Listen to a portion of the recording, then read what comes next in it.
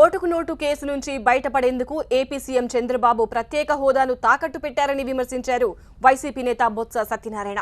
ఓటుకు నోటు కేసులో సిఐడి దాఖలు చేసిన తొలి ఛార్జ్షీట్లో చంద్రబాబు పేరును 26 సార్లు ప్రస్తావించిందన్నారు బొత్స. తాజాగా వేసిన రెండో షీట్లో 22 సార్లు ప్రస్తావించిందని చెప్పారు. చంద్రబాబుకు నైతిక విలువల పట్ల నమ్మకం ఉంటే సీఎం పదవి నుంచి వైదొలగాలన్నారు వైసీపీ నేత.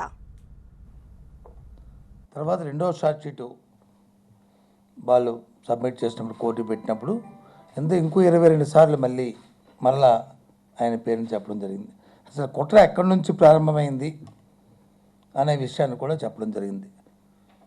సాక్షాత్తు మహానాడు నుంచి కుట్ర ప్రారంభమై ఆ తర్వాత హైదరాబాద్ హోటల్ వరకు చెప్తూ ఆ తర్వాత వచ్చి ఎవరైతే టిఫిన్స్ ఉన్నారో వారింట్లో జరిగిన వ్యవహారాన్ని అంతటినీ కూడా కళ్ళకు కట్టినట్లు మనం టీవీలో చూసాం.